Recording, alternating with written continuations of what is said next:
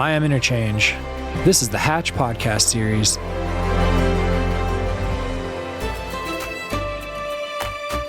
In the fight to save humanity, to literally reweave and rework the underpinnings of our social and structural fabric.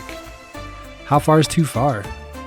Many speak of hope, of community coming together and manifesting viable, regenerative solution after solution, emboldening innovators to rise up from the ashes of failed systems, to actualize the brilliant phoenix of tomorrow after the long, dark night of the last several decades' descent into mindless consumerism and industrialized madness. But what if it's all just more of the same? Pipe dreams and pansies, baby steps limping humanity and all else ever so slowly to a sad, avoidable end. With one shot, a moonshot no less, in the balance. What if it's not enough? What if it's one step forward and two steps back? Still, and until there are no more steps to be had. I'm your host, Tate Chamberlain, and today, as I continue passage down the Nile with my esteemed guests, social activists, and fellow hatchers, Stephen Brooks, Melissa June Rowley, and Elias Catan, we discuss what it means to change the world. Melissa, Stephen, Elias, I'm Tate Chamberlain. This is the Hatch podcast series. We're in Egypt, and you might hear a lot of distractions around us. It's because we love adventure, and we're with a lot of great people on a boat, and it's windy, and there's clanking, so bear with us. What are you working on right now that you want the world to benefit from? So, I have a company called Warrior Love Productions. We're a production company and a Web3 studio. We have two main pillars. We have a marketing and comms division, and we have a Film 3 studio. And our specialty is really social impact and storytelling. And I want the world to benefit from really great storytelling that goes beyond the mainstream media, which I worked in for a number of years and lost my soul to, which is why I went on my own. And I want the world to benefit from learning about solutions coming out of pockets of cultures and countries in the world where most people don't think there's any innovation happening at all. When I was living in London a few years ago, I spent a lot of time in Lebanon. And from there, I just kind of got sucked into this vortex of other countries in the Levant region. So I spent a lot of time in Jordan, a little bit of time in Egypt, Morocco, and I went to about 70 countries in about 2.5 years and immersed myself in different startup communities. And I just kind of fell in love with the people and the resilience and the fact that there are these entrepreneurs creating solutions to address climate change, to address poverty, to address the need for regeneration and more sustainable systems. And I never thought I'd want to get to know some of these countries or communities. I never thought I'd want to spend time in Lebanon. And that led to me going to Israel, that led to me going to Palestine, and to see miraculous things done. And I feel like I was put on this planet to help in some small way shine a spotlight on those innovators and those stories and get them replicated across the world, because there's a lot of arrogance in the United States and a lot of other Western parts of the world. And we come in with a savior complex to a lot of these developing countries. And I think there just needs to be more of a mindset around collaboration. And, I go to a lot of these lofty events at the World Economic Forum and the United Nations, and they're all important, and there's brilliant people up on those stages. What's usually lacking is the people on the ground that really understand what the hell's actually happening. And there just needs to be better storytelling. I worked for CNN. I started my career there. I worked for Associated Press, television news, and I had a really great run in TV as a producer. But I can tell you that there's a lot of real investigative reporting lacking, and not necessarily those newsrooms, but just in general in mainstream news. And so I want to contribute with really good stories that are fun and sexy and shine a light on the unknown. I love that. Thank you. So necessary. So necessary. Yeah. Okay.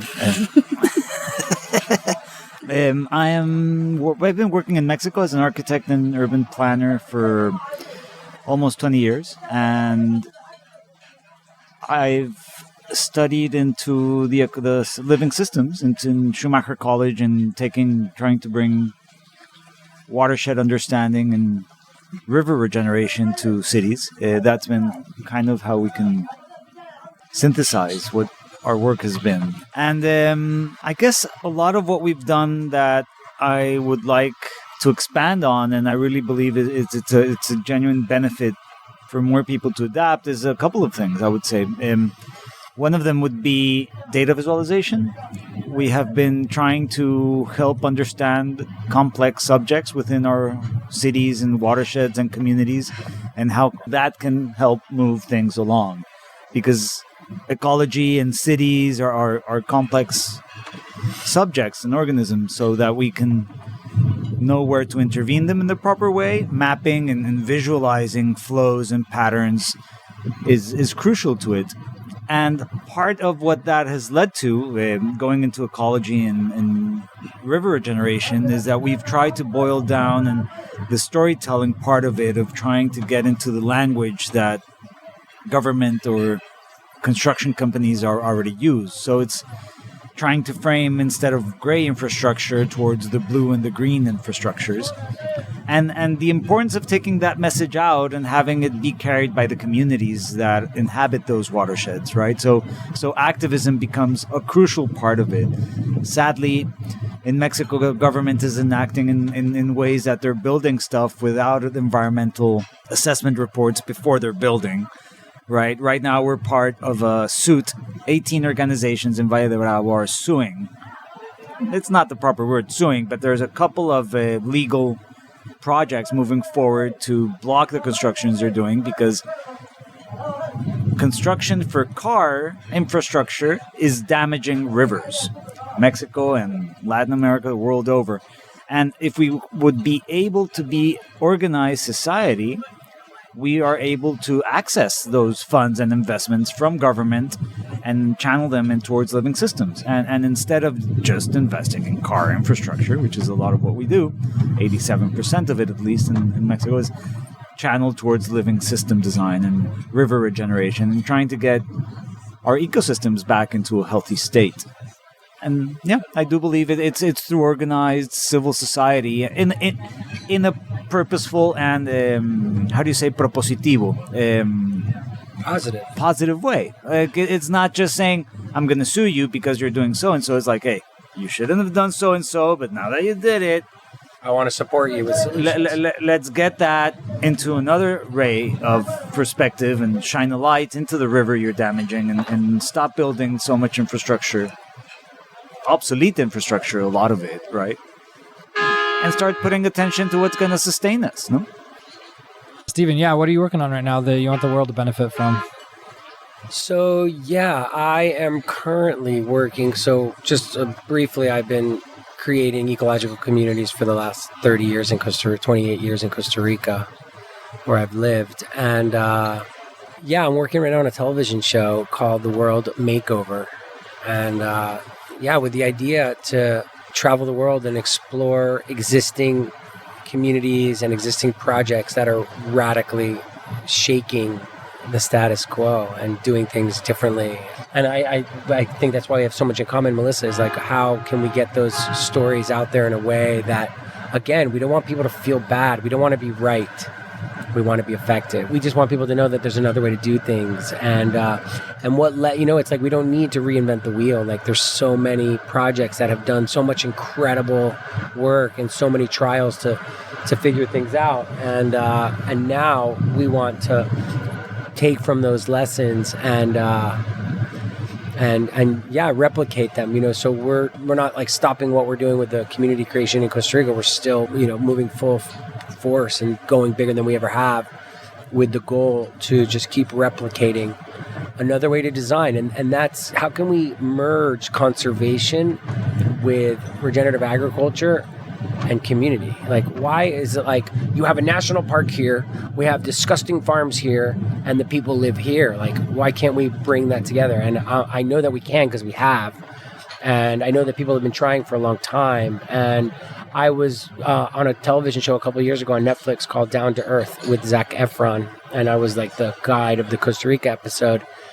And I saw the impact that show had on just millions of people around the world. And I was just in awe of how important that work is to spread the word. And, you think of something like COVID, how quickly the world changed because of an event, of a reality. And like, we have another reality that's also incredibly urgent. And and the solutions are there, and it's not about getting the shot and wearing a mask. It's like we have the blueprint to do this, and now we just need to do it. And people need to know it's possible. It's like things are the way they are, but they don't need to be that way anymore. And we need the makeover, the whole world.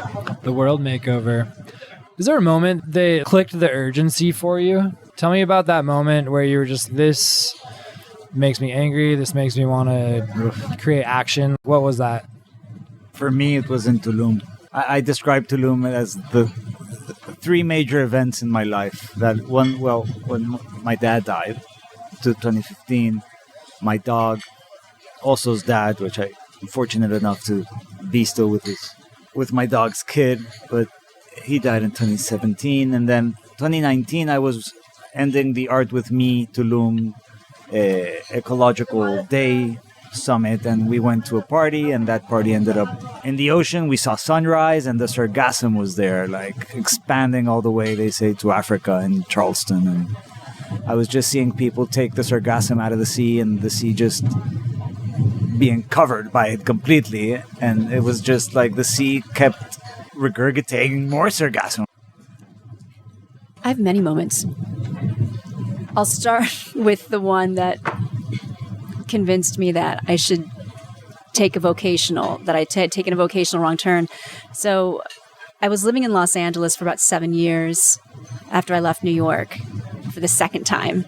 And I was an entertainment producer for a mainstream network. And do you remember when Paris Hilton had a DUI and she was taken to jail? This was back in 2000.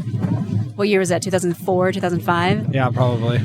So it was like 1 year after we broke up. So yeah. Yeah, that's what happened. She went off the deep end as soon as you dumped her, Steve. So I was standing outside her house in the Hollywood Hills at 6 a.m. with about 20 other TV crews. This was the morning that she was being taken to jail or to prison. And the LAPD, the sheriff's car, rolled up and they escorted her to the car. And immediately everybody with their microphones was running to the car to get a soundbite from her. And I was kind of like, why am I doing this? Why am I doing this? And one of the reporters took his arm and stuck it in the window. And the car continued to drive down the hill. This is a steep hill up in the Hollywood Hills. And he nearly had his leg broken from that incident. And my videographer looked at me and said, I think we've taken vocational wrong turns. And that was the moment when I realized, what am I doing with my life? I wanted to work in television and I wanted to work in entertainment, but this doesn't feel right. This feels like I'm contributing to the dumbing down of society. And then when the recession hit in 2008, I was nearly homeless. I mean, I was never going to be homeless. I have a good family and great friends, but I was broke. I nearly had to file for bankruptcy. All the freelance jobs in television in Los Angeles had dried up. So I was living on my best friend's couch in San Francisco. Immediately, people were encouraging me to get back into tech journalism, which I thought was completely over my head. I'm like, I don't understand it. I'm not technological. But then I started meeting people that year, 2008, 2009. This is the year Twitter launched. I was meeting a lot of people that were calling themselves social entrepreneurs, and they were harnessing technology for social good. I was seeing all this location, mobile, social stuff going on, which we don't hear about that anymore, really, that convergence. But I got really interested in technology because of the activism I was seeing being done with the use of these technologies. And a couple of years later, I met Peter Gabriel, and I'd always wanted to work with him because in addition to being a legendary musician, he's a phenomenal humanitarian and activist, and he had a nonprofit called Witness, which is still around. They provide media training and media equipment for people to document human rights violations. I met Peter at this benefit in Los Angeles in this small little house in Malibu. It was a recording studio, and Angelina Jolie was sitting on the floor. I was like, where am I? How did I get here? And Peter stood up and he sang In Your Eyes with this orchestra from the Eastern Congo. This is the same week TED was going on, back when it was still in Long Beach. And I approached him. I said, I've always wanted to work with you. I'm such a big fan. And Peter's actually a very soft-spoken individual. And when people are really soft-spoken, I don't know what to do. And so I started to talk more. And the more I talked, the more awkward it got. And the more he started to kind of like crawl away from me. I'm like, this did not go well. A couple years later, I met him again because I met someone that was working on a project with him called The Toolbox. Terrible name, but it was a great project. They were curating digital tools and mobile apps that address social change like climate action, alleviating poverty, food security, water security, diversity, crime, documenting humans, all the different things. And they needed someone to come on and be an editorial director and create content around it. Peter was not hands-on, but he became hands-on later. So the person who started the project stepped down. He said, I have $20,000 left in the bank for this in funding that we received. Do you want to take over? And I said, yeah, because I saw it as a chance to work with Peter. And so that was when it got more solidified. It got more solidified then. And I never told Peter this, but years before I met him, when I left New York and moved to San Francisco the first time in my early 20s, I'm going way out of order and all the different cities I've lived in. But do you know the song Salisbury Hill? Yes. One of my favorites. Isn't it beautiful? It's so poetic. So as you might know, a lot of music is written in 3/4 or 4/4 time. And Salisbury Hill is actually written in 7/4. That's the tattoo on my right forearm. I have a tattoo of 7/4. And that's because when I moved to San Francisco, 10 years before I even met him, that song was my anthem every year that I drove over the Bay Bridge into San Francisco because I was kind of starting a new life. I had just recovered from a really dark time in my life in New York. And 10 to 15 years later, he became my co-founder. So yeah, it was just kind of a convergence of a lot of different things. It was a convergence of feeling like I'd lost my soul to the devil in Los Angeles, and then being awakened in San Francisco with all these activists and talented entrepreneurs, and meeting Peter. Cool. That's a great intro to a wake up call, I guess. Maybe. The recognition that he has to world music, right? So was it something like that? Yeah, he has a record label that's all world music. And like since then, it was like I'm a fan of his music and his videos when I was a kid, and then him celebrating world music in such a beautiful way, right? It's a lot of what's made me realize the importance of diversity when I was really young. Yeah, and so the music is storytelling, right? And so he's been able to channel his talents and the importance of storytelling and understanding different cultures and creating collaboration through music. And so I learned a lot from him. And I mean, that was really working with him that took me to London. And that's when I started going crazy with all the travel. And then that again was the next level of this very life-affirming calling. That's you're a storyteller. I don't really know how to do anything else. And but it gets more clear every time I travel to a different place that normally people wouldn't go to speak at a conference or to. So yeah, it's been a collection of moments. It's Cool. just reaffirmed purpose. Nice. Yeah, reaffirm purpose. How about you, Stephen? What was your moment of clarity to really make impact? So my best friend died in a car accident when I was 20. And soon after, I found myself in Costa Rica on vacation. And I fell in love with the country, how beautiful the forests and the beaches and the rivers and the people, the cultures. But I ended up in a town called Bribri. It's the administrative center of the indigenous Bribri people. And as I was driving there, I was meandering through the jungle, and all of a sudden, as far as my eye could see, were banana plantations. And I don't know, like some weird intuition had me turn my car and drive right into a little road smack through the plantation. And all of a sudden, out of the corner of my eye, I was like, I see this airplane. I thought it was about to crash. And I realized that it was spraying fungicide, neurotoxic fungicide, and it went right over my car, and I felt my face and my eyes burning, and then it went right over a playground full of indigenous children playing soccer. And yeah, it was like, emergency brake on my freaking life. Like, what the hell is going on here? Who is responsible? And I just wanted to blame, and I just couldn't believe it. I just couldn't believe these beautiful indigenous people that like literally teach the earth like an extension of their bodies, and here we are spraying them with neurotoxic chemicals so we can have, flawless looking bananas. And it just was like, it just spun me out, and just like, wow, how did we get here? What is going on here? How could we be doing this? I know, humanity, that we could do so much better. So yeah, I mean, it was like from deep slumber, like really never even thinking about where anything came from, to my impact on anything, to like, I don't want to do anything else but bring awareness to this atrocity, to this disharmony, to this just awful way that we're treating the earth and we're treating these people and this broken world that we're a part of. And I also realized, as I just wanted to point and blame, Chiquita, or I wanted to blame Monsanto, or I just wanted to blame, I just like turned like the my finger at myself and blame myself as I like slice my chiquitas into my cinnamon life every morning. It was like I was spraying those children. I was a part of just, totally being a part of creating a world that sucks. And it just, and also in that moment, like I also like felt like I pressed the negative sign on the Google map of my life and just like, I like just saw this like big blue and green ball spinning and just, wow, this is so beautiful. These people, this place, we could do so much better. I know it. That's heartbreaking to hear. Mm-hmm. I can't imagine seeing a crop duster just fly over and spraying people. It's still happening. Unknowingly, yeah. Every day. It's such a cinematic moment, though. Yeah.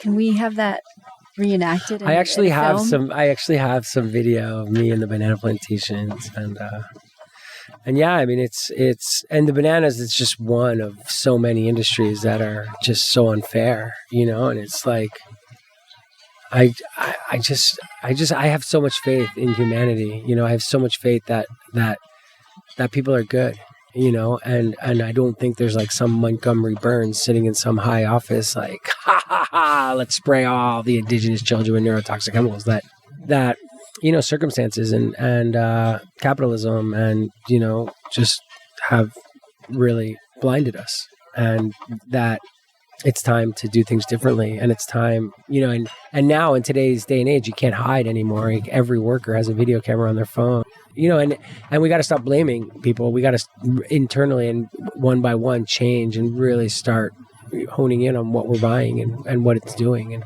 how we're treating the earth. Yeah, we're part of that process if we're buying it as well and participating. Totally. But how much are we just buying also into the narrative that it's you as an individual that completely needs to change, while all major world systems are headed like a Titanic with an inertia that is blatantly unregarding for life? So there are, I think, not one Montgomery Burns. I think there are at least 70, they say? 70 companies, 80% of the problem. Right, but a company is a cluster. But let me finish. Yeah. No, I mean, I think we also need to move beyond the narrative that eco-villages everywhere are going to save stuff. We were talking about this a couple of things ago. We need to move beyond the narrative that you recycle, you go vegan, and everything will be all right. No. There are major systems in place that are making an impact towards, let alone the children and the bananas, but the industrial beer in Mexico, the amount of degradation of soil of the biggest beer producer in the planet, which is Mexico, what's that causing? And yeah, I mean, I can choose not to have one beer and go buy my agroecological beer that Matias makes, right? But that's not going to shift world systems. That's not going to shift and make government be accountable for what they're doing. I do believe that nothing short of a revolution that moves beyond me, my house, my village is required at some point, because I was trying to go into my Tulum story, which broke my soul as I describe it, and ultimately what I feel is that there's not enough support system amongst us. I mean, environmentalists are separated, segregated, and criticizing each other because you're not using the right word. It's not regenerative agriculture. It's sustainable forest management. And this is the conversations that we're constantly going. We were talking about this the other Semantics, night. Yeah. Some deep semantics, which, if I wouldn't have studied ecology and architecture, I would have definitely gone to cinema. I love narratives and love cinema. And I love the idea that one overarching new narrative will help us see a new way of being. But at the end of the day, I can't help feel that we need a revolution. I can't help feeling anger. I can't help feeling frustration. I can't feel, and I'm not able to move beyond my burnt out, mad fucking frustration. But I mean, this is just an ongoing fight, and I can't imagine my mentors and teachers that have been at this for 60 years. And they're like, dude, how do you do it? How are we going to do it? And how can we move towards a true systemic transformation? Is it money and revolution and storytelling? I mean, it's not any one thing, because the systems that were, if COVID showed us anything, it was that the systems were never designed for everybody. The reason so many things went haywire is because they're only designed for privileged people. and the supply chains broke down, all these systems broke down. And I was hoping that some of these, what the systems or the people running the systems would take note of that and kind of address it in different, but I feel like nothing really changed. I don't know. And I don't know the answer if it's just, moving to the woods, or if it's going off grid completely. Revolution. The thing one of the issues I've noticed with revolutions, and I'm all for revolutions, but a lot of countries that have been successful at them, they don't know what to do afterwards. Yeah. Right. That happened here. Yeah. That happened. That happened in Puerto Rico. I was living there when it happened. Everything's still the same. And they won. Puerto Rico was the first part of the world to actually be successful with their demonstrations. And it was peacefully done the whole time. And then there was the same thing going on in Hong Kong. People don't know what to do afterwards. So it's revolution plus being prepared for what comes next and having a new plan and a new strategy and people able to execute it. It's more than a revolution. And then you need money. You need money for this. But can we trust the private sector any more than governments? Or, I don't know. Yeah. A good project manager, more than a couple good project managers, I mean, this is something that I constantly fight myself with. Yarrow was asking yesterday, like, what are the 2-3 talking points you would like to take into your future that we need to get to the future? And quite honest to God, not related to this morning, I was thinking punctuality. I agree. I feel that fully. Dude, show up. Well, just be on integrity. time. Just integrity in general. It's like beyond punctuality. Be on time. Yeah. Do what you say you're going to do. Yeah. If our group of allies in Mexico City would have all been accountable for each other, and you're not showing up, Tate, what do you need? And maybe You're not competing between the nonprofit sectors and for the same money. And I could begin to unwrap so much that I need to let go of. Yeah. Yeah, no, I feel you, Elias. I totally feel you. And first of all, I apologize for before. I was opening my heart to you, and you were being sarcastic. Yeah. And this is what I do. Yeah, This is what we do. Yeah, I apologize. It's okay. Yeah. I love you. Yeah. And I am a big fan of all the work that has been going on through you and by you. And at the same time, I really need to state it on the record. I think permies have gotten into this point where they think they're the solution to everything too. Permaculturists. Permies, so they're called permies. Yeah. So I'm sitting next to like The permie. The OG permie. I mean, there have been permies before you, but I think what's great about you, Stephen, is you're a very loud, outspoken, consistent permie. Yeah. Right? I mean, permies, like what is that even, who does that group? I mean, I think just ecological design philosophy that is taking, energy intake and outtake and intention and efficiency into account and also just thinking macro. I think like we need to start thinking macro. I think permaculture has been to such an amazing platform that's getting masses to start doing that. So I don't think we have all the solutions, but I think that approach to like the global problems. I mean, I think like when we think about the world, like the global redesign, what does that look like? Like we need to stop, the terrible design of our roads in our watersheds. Absolutely. We also need to individually change ourselves and start eating organic and wake up ourselves and be conscious of what we buy. And ideally, we need to live somewhere that's walking lighter and growing more food and collaborating more and creating those examples. We need all of it. And we need a revolution. And green cities. Yeah, we need all of it. And green neighborhoods and work at... and we need all of it. How can we package the complexity in a way that it is digestible, taken into the finance realm, taken into the corporate realm? I mean, I say constantly to my therapist, it's like I'm frustrated that friends of mine that have studied ecology, my nephews that are building right now, another buddy of mine that's building in Oaxaca, they're not even they're doing zero. It's like I can't have an impact with my closest circle. I would dare say that we need to invite catastrophe to change And I don't know how we can get rid of that. Well, it's happening. I mean, catastrophe is happening. Wildfires has never been like this before. I mean, like, so many things are happening for the first time ever. I mean, like, people are being shaken, And I also think, I've never gone to any of these kind of UN. I've never been to, where you've been to so much. Like, I've never been to anything. I went to just now Climate Week in New York, and I left that feeling. That's why I'm here now. Like, I felt, wait a minute, like, my voice, I really think my voice is needed at the table. And I'm going to scream loud there, and I'm going to really try to disrupt what's happening there, and I'm saying this publicly. I hope it comes out before COP so everybody can be prepared and warned. It's like, I think we look at our leaders and we think our leaders are going to do anything. Our leaders have never held hands around a meal. Our leaders don't have gardens. Our leaders, they've never felt and seen the things that we are so privileged to have been able to experience. Like, we're so privileged to even have the scope to understand watersheds and it's like they're just from like a different place, so I have so much compassion, and I feel like it's time to stop like just depending on the corporations or depending on and taking it in our own hands, and go bigger, so it's like, do I think like when we think of an eco village, like the 40 families or the 150 families, like what about the 10,000 families, and what about and what about San Jose?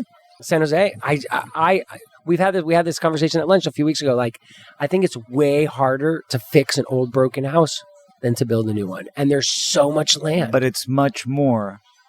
Well, we could do it. I mean, what's the most ecological house? Oh, I'm not against cities. I'm What's against the trying most to fix... ecological house you can build? The one you don't need to build. Right. Yeah. Okay. So cities are there. Yeah. Buildings are there. By Ed Masry, I think, has this quote spot on. It says, in the next couple of decades, we're going to refurbish 3/4 of the built-in environment. So we don't need to do new ones, more so than fix old systems that are within cities. And we were talking about in the workshop, you could go to the Manhattan Project analysis. You could say and analyze how Madrid is bringing back its river, how Phoenix is, how Vancouver is redesigning its whole water system, how Cheongyecheon in Seoul put Seoul in South Korea in a sustainable path. I mean, it is by accepting what is and transcending. And we're not going to do that going and building the most sustainable town in the upper Panama watershed. You get what I'm saying? No. I think we need to do both. I don't think it's either or. I think we need to do all of it. Like, I think we need all of it. But where are people? And where is our energy focused? I think we need to do both. I don't think it's more than both. Yeah, I'm saying it's all of the things, but I think we need to do all of the things, and I think that we need to start with ourselves, It's like we have to start with ourselves, and we need to think big, and we need to, join forces and collaborate like we never have before. Like, there's so many powerful things happening. There's so many amazing projects. There's so many solutions out there. How can it not be me against you, or like your thing or my thing, or like how together can we create, and do bigger and better and louder? Melissa, you threw out a monster number a little bit ago on how to get into development of all of this. Oh. How do you define development, and then how much is this going to cost? Development just in general? You mean? Yeah, I think so. Maybe, let's explore development and then cost structure and how we pay for it all. Oh, I don't want to get into cost structure, but I can tell you I think it's going to take trillions to scale climate action. I mean, I love the small sustainability projects and products and kind of anything that, any time where people are creating products or services that will help the collective consciousness rethink the way we allocate value, right? And so one of the reasons that I'm in support of something called the ReFi movement, which stands for regenerative finance. It's a play off of the phrase decentralized finance, DeFi. So ReFi is short for regenerative finance. But it's basically a growing movement in the Web3 ecosystem of a lot of Web3 entrepreneurs harnessing blockchain technologies to scale climate action.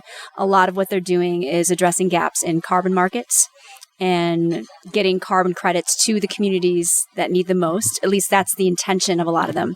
I don't know that this is always happening, but I know that that's the public intention of a lot of them. And I do know there are a couple of companies out there that actually really do understand regeneration. There's a startup called Regen Network that Elias and I were talking about. Their whole leadership team has to take regeneration training so they understand the earth and and the land that they're wanting to actually conserve. I think a lot of entrepreneurs in refi do not have that background, though. A lot of them come from crypto or finance backgrounds. And I think those minds that understand how to create those systems and tokenomics, we need those to build new economies. But we also need the people that understand the earth and the planet and how to grow and flourish like Stephen does, and that understand living systems the way that Elias does. And so it's everything, and it has to be a combined effort. Everything is so fragmented. If you look at sustainability and regeneration projects, just those themselves, they're very fragmented. If you look at women's rights issues, you look at social justice issues, we're all competing for the same funding, and we're all competing for the same attention and the eyeballs. And it just needs to come together more. And I don't know how to do that necessarily, but I do know that content, storytelling, being really loud and consistent is definitely one of the first steps to take. Fused with the action of projects and like action, these. actually doing the work, doing the shit, making things happen.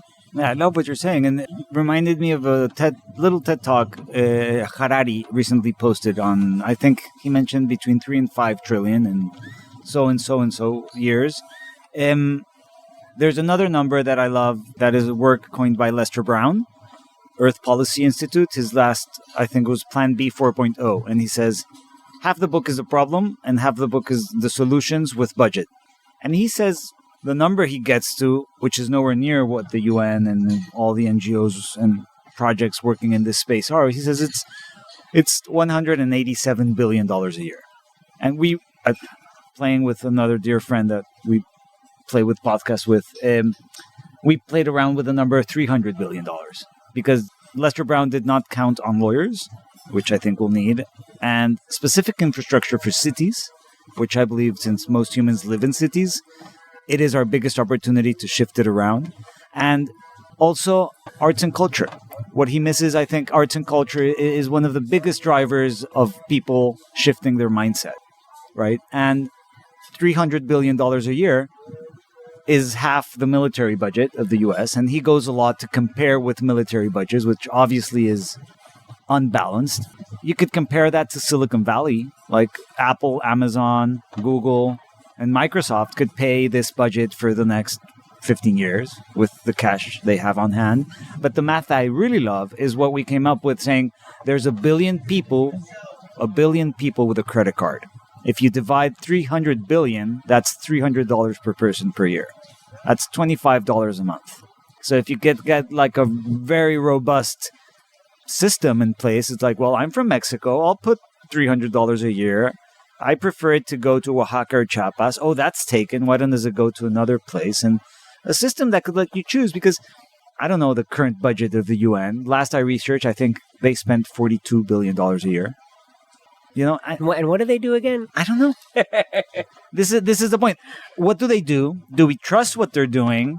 Or is it getting it to the ground? You know, there's a lot of questions that I think there are an opportunity to solve.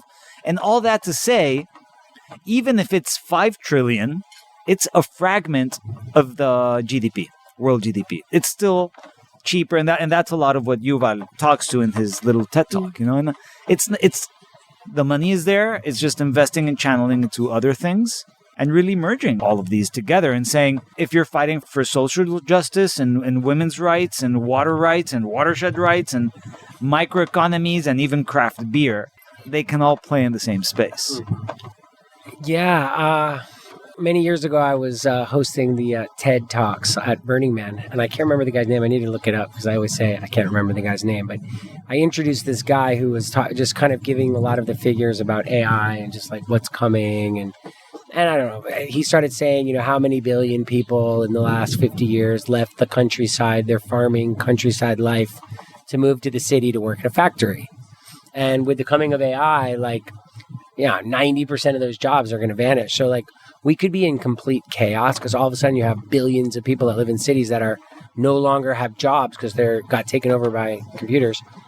You know, this could be total chaos and havoc, or we can start preparing for their return to the countryside. And I think with, just the genetic reality that's happening in plants, like there's so like the food forest and the potential to feed this many people and to design the return, design and prepare for their return, because what's just going to happen is you're going to have more and more homeless people in the city because there's not going to be jobs for them anymore. So it's like, every there's solutions. We have these solutions. And one of my favorite concepts that came out of a Schumacher college with Colin Tudge, agroecologist, because I love the romanticism in it, but it's also maybe I would dare say impossible. And what's impossible? To get cities back. This is an argument I have with who I think about when I say fucking Burmese.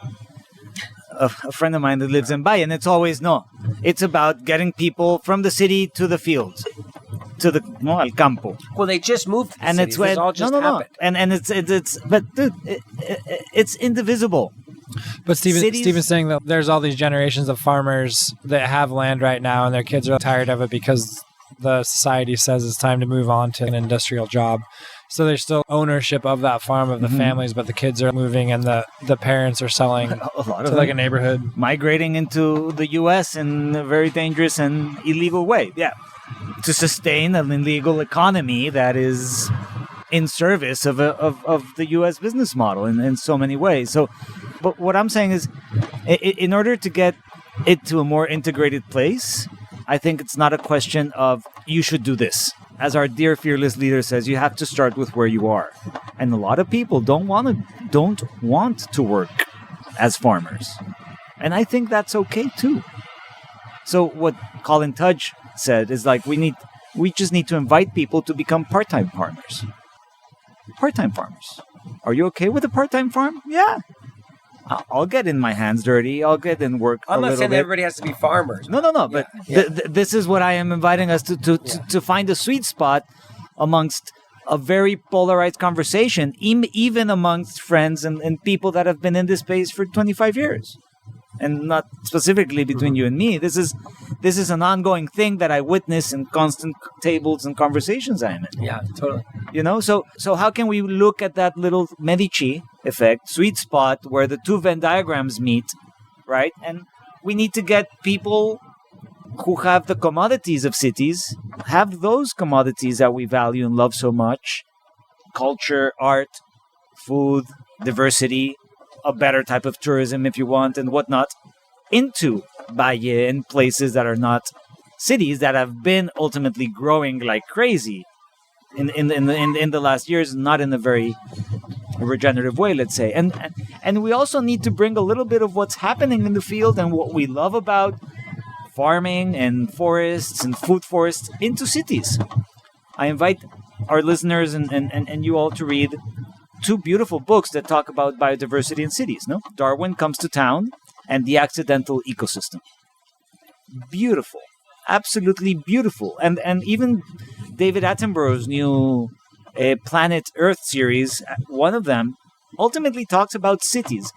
We're not going to get through this as a humanity without healthy cities, but without cities embedded and nurturing their ecosystem. Right, and this is where farmers can have a great role within cities, and this is about creating more of a synergy and less of a division. And I think that would be a future I would be happy to participate in.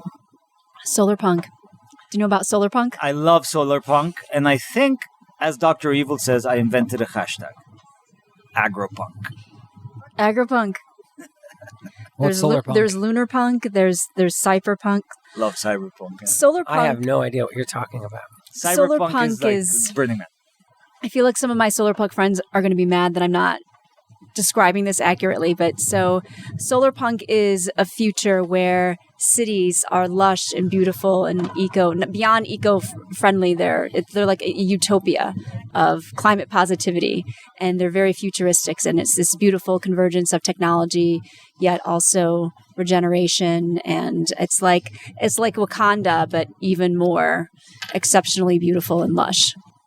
So there's like a little tension, I think, between whether we should revamp old cities or build new ones. I think we should do both. Yeah, right. Yeah. So you think we should do both. Is there a way to get an old city to be regenerative, or will the best it can be is sustainable? You talk about a utopia, like a utopia might be a regenerative city. Is it even possible to revamp an old city to be regenerative? Absolutely. How? Absolutely. There's big opportunities in highway diets, road diets, as they say. You take away roads for cars, which we don't need, because a number of different initiatives that have been thought of in engineering with the idea that more space for cars is going to better traffic, when it does exactly the contrary. So you do road diets, you put in wetlands, you put in what people are calling right now the sponge city. So, yeah, I mean, if we don't want to sway away with 80% of the population, we better put attention on how and all the different technologies that we are putting into cities. And we saw it with COVID, how many bike lanes emerged in cities, right? I mean, you see the images in Amsterdam, Paris. Well, Amsterdam has been doing it for a while, but just Paris, which you think is a great city, and they took away the highway along the Seine, and it's a park now. And a big street in Mexico that they never wanted to put a bike lane there. There has a bike lane there. So a friend boils it down to a sponge city, which is basically better infrastructure for cars, pedestrians, and the rest of life with a lot of trees. In your projects, can you tell me about a time where you've felt the most powerful and felt the most powerless? At the same time? Just a time that you felt powerless and a time that you felt the most powerful. Yeah, I mean, I maybe say right now. You know, I feel so confident, and I feel like, yeah, all the solutions are there. And then I just went to Cairo, which is just complete chaos and just like so much sadness and so much pain and so much. It's like, wow, it's going to be really, really difficult to heal this, you know, and looking at this, like the suppression of women and just the reality that's happening there, and just this smog and the just chaos, the absolute chaos. Like, how can we bring peace to Cairo? You know, and it's like, and at the same time, like, I feel like, yeah, well, you're going to do it. Like, it's happening, and this is going to spread. And you know, a quote that I love is that practical solutions can't be suppressed, you know, only for a little while. It's like kind of like we were talking earlier about the whack-a-mole, you know, it's like the Babylon keeps knocking us down, you know, but we just keep reemerging. And eventually we're going to be coming so fast that they're not even be able to hold us down, because there's just going to, it's just about the critical mass. And that's why I say about like, this starts with us, you know, it's when I say us, it like starts with you and you and you and you, because as so many of us start waking up, it's like they can't hold us down anymore because there's so many of us, you know. It's like, you know, I dreamed one day, I was like, God, if only we can have like the chief marketing officer of Coca-Cola on our side. And next thing I knew, he was across the table for me in a design charrette. Literally the marketing officer, chief marketing officer for Coca-Cola was like on our team. Was that on the boat in the Gulf? No, that was in Costa Rica at a design charrette for this project I was working at. And that's why I still feel so passionate about the media, you know, and like how, you know, and especially, you know, where before it was like, you know, I was on a show on the Travel Channel years ago, and I dealt with Discovery Channel, and like, it was so, like, they were so close-minded and so old-fashioned. And now with things like Netflix that are so open, it's like, you know, How to Change Your Mind, you know, and shows like that are like, okay, yeah, let's tell people what they need to hear, you know, it's like, let's not hold back. You know, I feel like if, you know, it's like Inconvenient Truth or like the Leonardo DiCaprio movie, like leaves people feeling kind of spun and like sad and like, wow, we're fucked, you know? Now we need to create that media that's like encouraging and inviting, and like, you are a part of the world makeover. You are a part of this shift.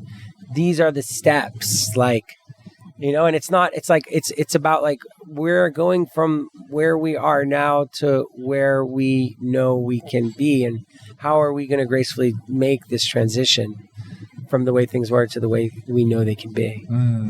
Gracefully or ungracefully, buddy? Like, It's we're going to happening. make it Yeah. however we can. Yeah. How about you two? Powerful, powerless. I mean, similar to what Stephen just said, there's this juxtaposition and this kind of inner dichotomy that goes on a lot for me particularly when I'm traveling. If I'm in a place like Egypt, or like I mentioned earlier, I lived in Lebanon for a little while, spent a little time in India, just all the different countries, developing countries that I've been to. And I'll feel really just devastated at the sights around me and the fact that I'll see like Gucci on the street, and then I'll see a total slum a couple blocks down, and just like the economic disparities are really tough to see. And then the pollution and everything, and the people defecating themselves in the streets, and there's a lot of devastation and tragedy everywhere. But then I meet people who are working to change it, local people and people that are just feeling called to go to those places and understand and provide a service and collaborate. So it's usually a combination of both. I mean, personally, I feel the most confident when I know that I'm doing a good job on covering a story, or when I'm on stage speaking and I feel like what I'm saying is actually making an impact, that people are inspired by the stories that I'm privileged enough to try to help package for people and be a microphone for. Because really, all I'm doing is being a channel for other people to get their stories out. I don't know if I'm answering your question. Most powerful, most powerless. I mean, I feel the most powerless when I feel like I need people to give me money. That's a very disempowering feeling. That's one of the other reasons I started getting into more into Web3. I started writing about the intersection of blockchain and social impact as far back as 2014, before all the ICOs were happening. And I visited the Zaatari refugee camp on the border of Syria and Jordan, because I wanted to actually see a real use case. I wanted to see a real world application of blockchain.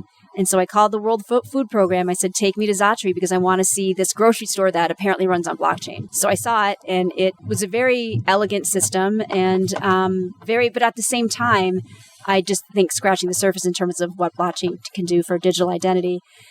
And then years later, I find myself in NFTs and all this other shit. And I'm like, what am I doing? I was in Miami during Art Basel last year.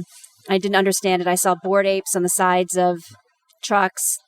There were just a lot of people around me wearing a lot of perfume. And I was like, what am I doing here?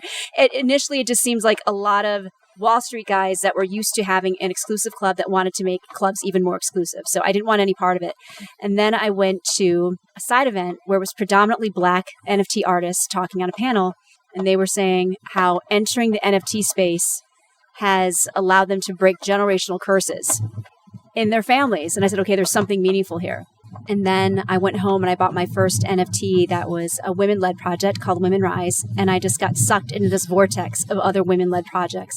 Things have calmed down now because of the crypto winter, the market being in a bad place. And I think this might go on for a while. But really the community aspect of being in Web3 and working with people in those communities, and learning about refi, and then learning about Film 3, which is something I'm doing. We just started a film division. We got a grant from a blockchain called Near Protocol. They're a carbon neutral blockchain, and they have a foundation. All these blockchains have foundations because they have hundreds of millions of dollars to give away. So we got a grant from them to create a film program to provide smaller grants for filmmakers and onboard them into Web3. So this is our kind of contribution to educating people, other media creators, on how they can harness Web3 technologies to finance, franchise, market, and distribute their work. And I know I'm going off in weird directions, but yeah, I feel disempowered when I'm wanting and waiting for people to give me money. And so when I started meeting people who were using Web3 to just figuring out how to make it themselves, I thought, what the hell am I doing? Why am I waiting for anybody to give me anything? So yeah. Nice, that's a good one. How about you, Elias? I guess I feel more disempowered when I see the community bringing itself down, and when I see people that is like, why aren't you friends? Why aren't you collaborating? Why aren't we making stuff together, expansive in a way that it is conducive to more stuff? What gets me down is exactly that powerlessness of saying, not even amongst friends and family are we able to shift the systems that we need to shift to get to a healthier state. Because it's there, it's right there, but the guy was late. Literally. And that makes me feel powerless. And that event in Tulum was just like beyond my comprehension of saying, this is the entire Caribbean. How are we going to do this? And there's a lot of things that I believe that we could pay a little bit more attention on that we've solved in the past, like the CFCs, and how the only planetary boundary we've been able to put under check is the ozone, right? Remember the ozone layer? Okay. Can we do the same with agrotoxics, agrochemicals? The same year that I got, this was 2019, that started with that Tulum sargassum explosion, which is intimately related to the overuse of agrotoxics. And that year, I end up partnering with a craft beer company that are agroecological in its DNA. And it's bottled in my same street. So what really believe is the power of us is to align to the government where you can, but focus on your micro industries and micro industries that are dependent on agroecological systems. I believe are one of the ways in which people grow their own food, grow their own barley, malt their own beer, enjoy their mountains, and do their hikes and their walks. And I may be talking about the Colorado economy. This is a fabulous report by Hunter Lovins of the Rocky Mountain Institute, a front range economy. And she says, dare I state that the Colorado economy is almost regenerative. It's on its way to be a regenerative economy. Colorado economy, regenerative economy, right? So it is happening. And as I heard in the Hatch, is like, what y'all are doing is great, but are you doing it at scale? That's what I think is within our grasp to do. And I dare say that we're not going to do it if we're not an organized civil society. Because government is not going to do it, or not all governments are going to do it. Most governments aren't going to do it. Most corporations are not going to do it. And even if you go and want to support those corporations that are, I think we need to create new ones. Smaller ones, distributed ones, within the web of support. You're all activists, I think, in my mind. Everyone here who follows their heart, kind of against the grain. I want to know who's resisting you. I would definitely say, just the bureaucracy of permitting is definitely a constant challenge. It's like in my work, it's like, yeah, we get through it, but it's trying, and it almost to the point where you jump ship. And I think that's the reason there's not more of this happening. I think, so many people are dreaming of this and wanting to do it, but it's just really, really trying, I think that's one. I think, yeah, like you were saying, the money raising is annoying, and even this last round that we did, our investors were way more conscious. They go to Burning Man and they drink ayahuasca and they, yet they want big returns, so.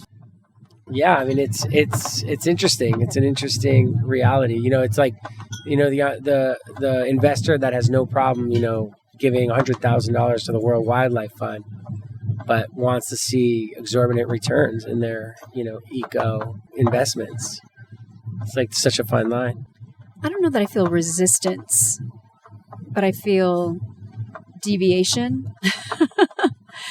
And I just feel that there's a lot of red tape in certain structures when it comes to media, which is why channels, some of the streaming networks are really good. Although I think some of them might be kind of turning toward the more traditional bureaucratic way that broadcast networks have begun. And I don't know if you've noticed, but the content on Netflix has really gone downhill the last year. I don't know. Maybe it's just that's my opinion. I don't know this popular opinion, but I felt like during COVID, like Netflix got us through COVID, and there's still really great documentary series coming out. But some of the scripted stuff, I don't know. I don't know. This is based on personal taste, but I think that there's a lot of media channels and storytellers out there that are doing phenomenal work at creating really compelling content with purpose and with mission. And so I don't really feel resistance from that, but I'd say the general content that penetrates the mainstream is not that. It's reality TV. and it's fear-mongering mainstream news, and it's regurgitated information that was taken from news wires without much reporting put into it, and it's repetitive headlines that don't really warrant being headlines after a certain amount of time. And these are just all my opinions on the news. So I don't feel resistance from them on me personally, but I feel that there's a lack of cohesion, because I feel like information, if you are a journalist or a storyteller or a creator, it's because you have something to say. And I feel a certain responsibility to say something that's going to contribute to the world in a positive way, whether that's to 5 people, whether that's to 1,000 or millions. And that's where I feel resistance from the kind of corporate powers and brands and advertisers that are some of the gatekeepers and some of the decision makers around the content and the entertainment that the masses consume. And so much resistance. I wouldn't know where to start. Mexico is the country where more activists are killed. Where more reporters, or I think we're number 2. I get lost but speaking truth to power and defending life can sometimes cost you your life.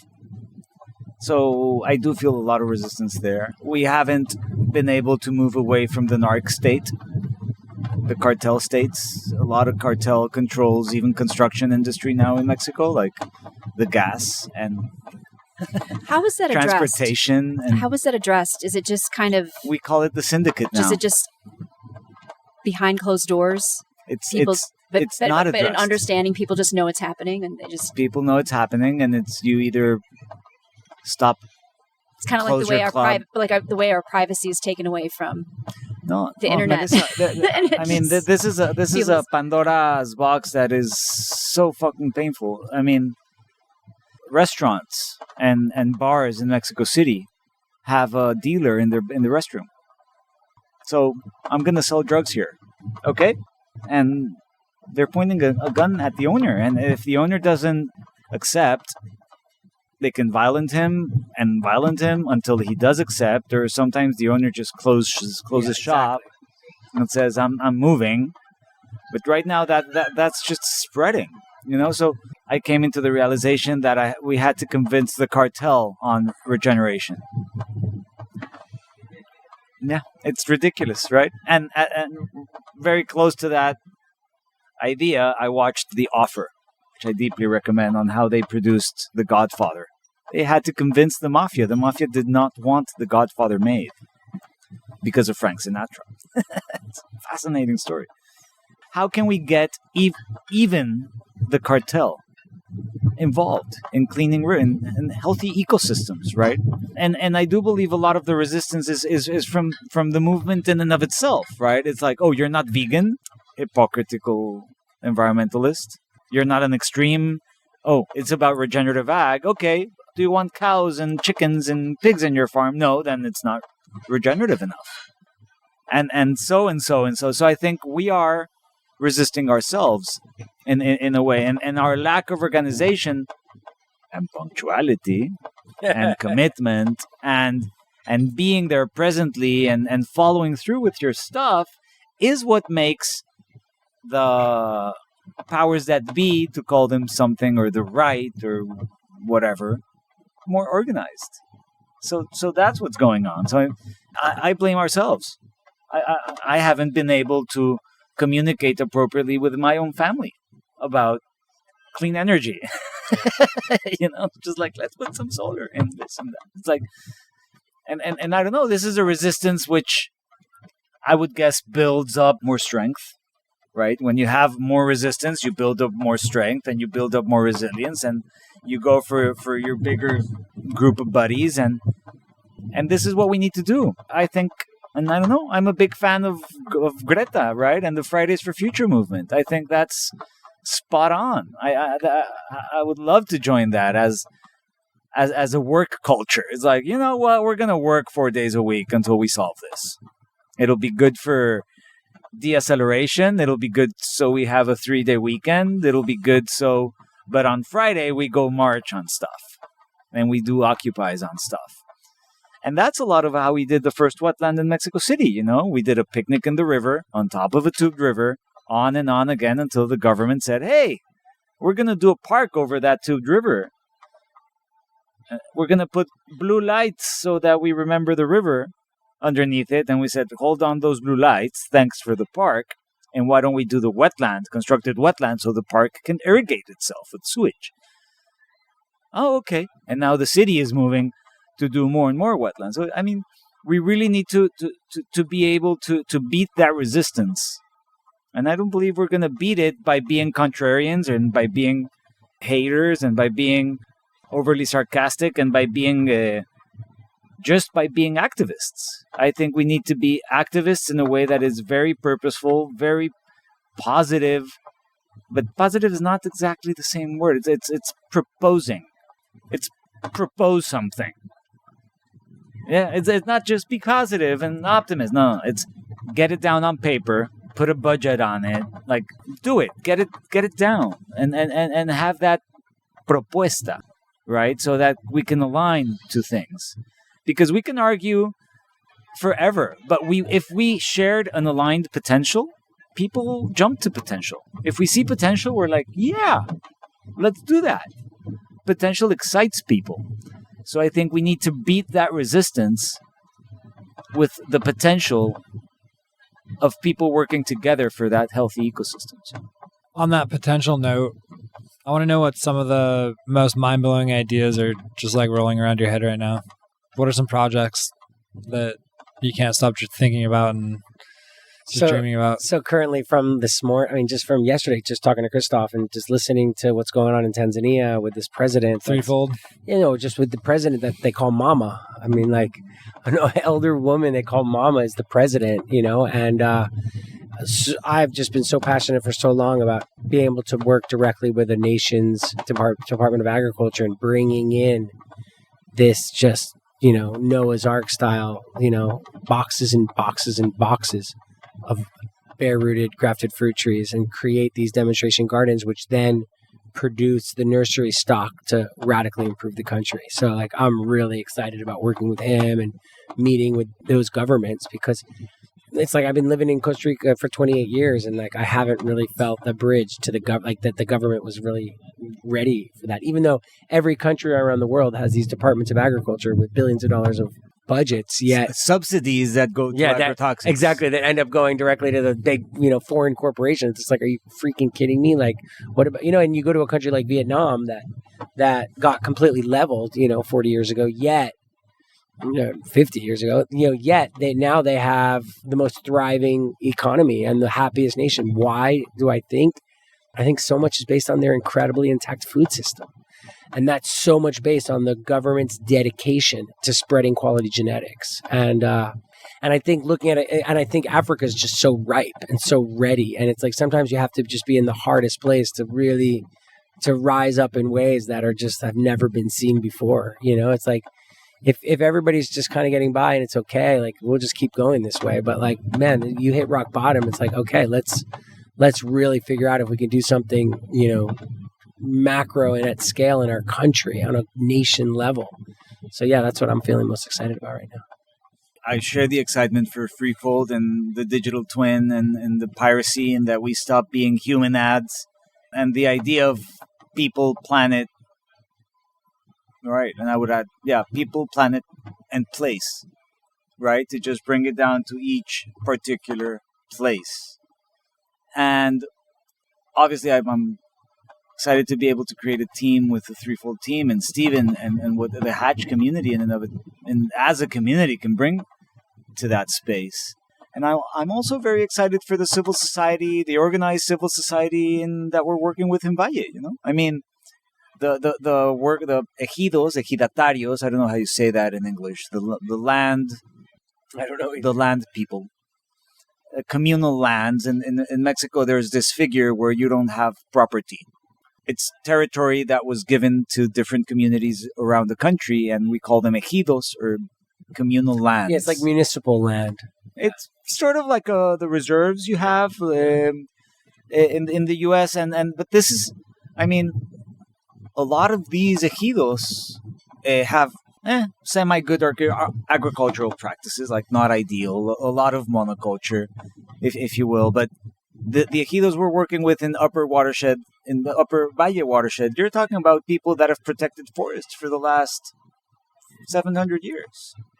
Is the forest at its best space? Could it be a food forest? It's exactly what we're trying to accomplish, right? But I think it's with those people that have guarded and safeguarded those ecosystems that feed us water, food, soils every single day. If government doesn't want to, or wants to just because of branding, or a big company wants and not, I have a different expectation. This is my main issue, right? I have a high expectation, and it's like, okay.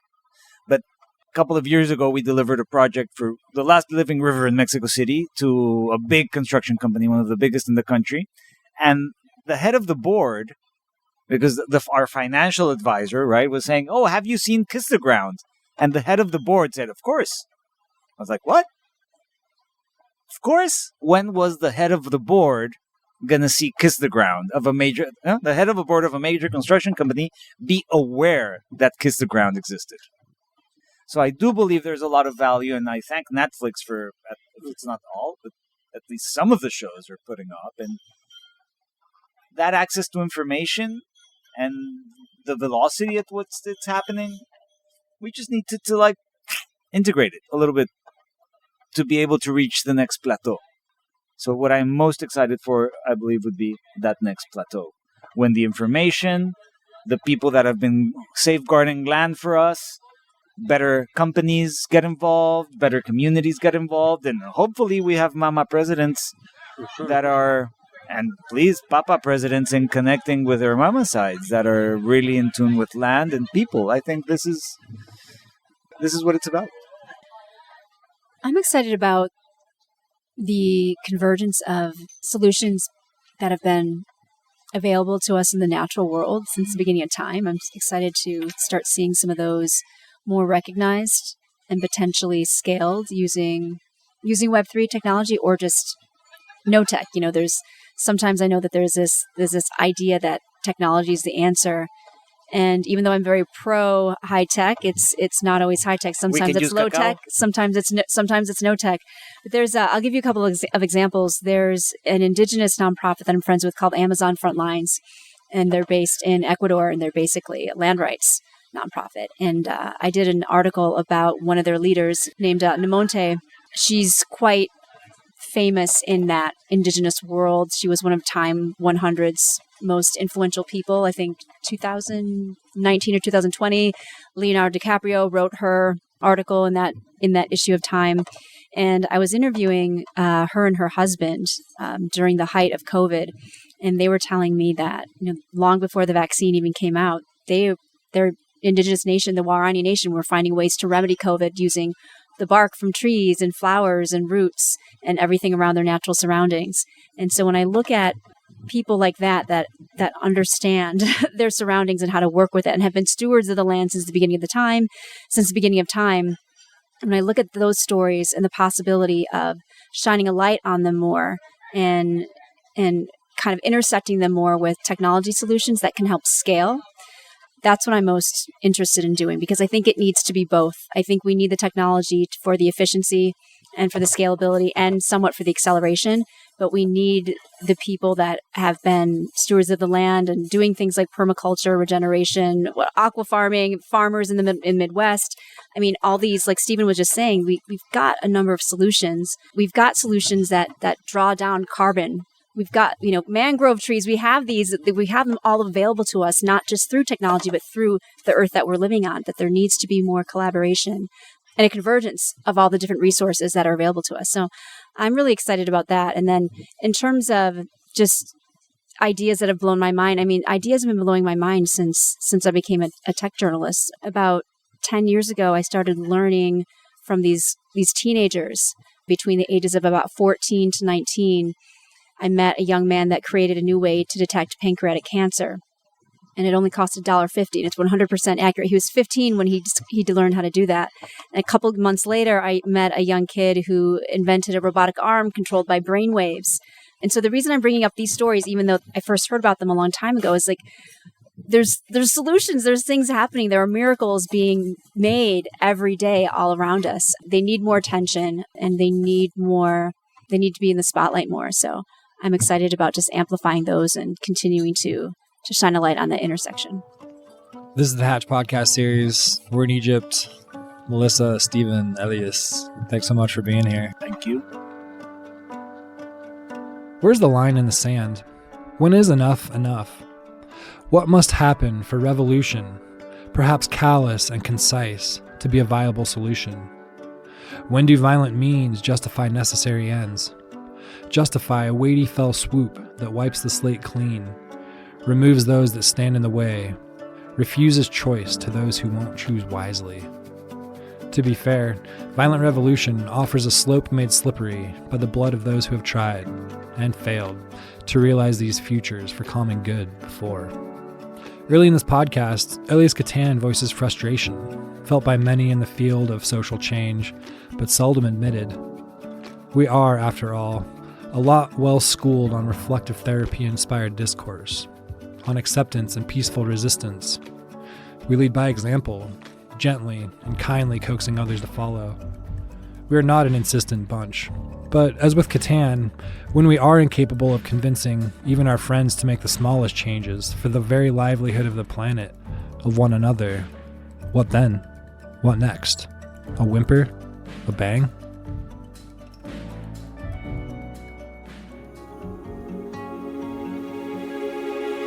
It seems now more than ever that we have found ourselves on the cusp of monumental worldwide change. Whether we consider the environment, politics, infrastructure, health, economics, or inequities across a broad swath of social constructs, the consensus is clear and urgent. All is not as it should be. The United Nations, a consortium of 193 member states from around the globe, agrees. In 2015, the UN unanimously adopted the 17 Sustainable Development Goals, the SDGs.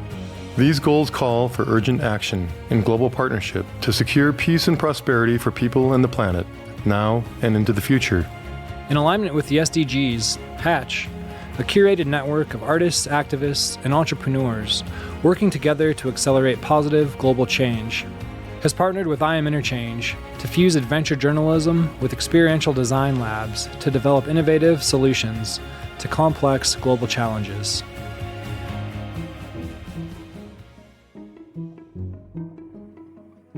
This episode was produced by Yara Craner, Susan Karstensen, and me, Tate Chamberlain. A shout out to our media and production team, Jessica Byerly, Darko Sevilla, Raymond Ansodagi, Kevin Hilton, and Mark Groner. A special thanks to Yara Craner, Anya Bulis, Jared Silverman, Pete Strom, Eitan Shapira, and Rachel Hicks. With so much gratitude to the Hatch supporters, Steelcase, the Kauffman Foundation, the Gwydion Fund, Envision Equality, the Hatch volunteers, board of directors, Hatch guardians, and the community who help make this work and mission possible. To learn more about Hatch, visit hatchexperience.org. Building community could not happen without food. And with that, I'd like to thank Whistle Pig Korean, Red Tractor Pizza, and Zocalo Coffee House. Do you have an issue that's riddled by gridlock in your community? Shoot me an email at tate@iaminterchange.org. That's tate@iaminterchange.org. Remember, share airtime and don't ruin dinner.